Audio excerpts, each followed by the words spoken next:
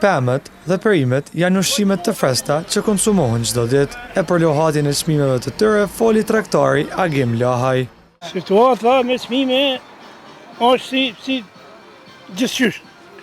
Her ma lirë, her ma shtrejt, her ma si para s'ka popull. Prodhimet shumicën i kom të mijat, bylmet kom tamt, spanakin temin, qepën në re temin, kaçavesat mit, domatja gati o dal.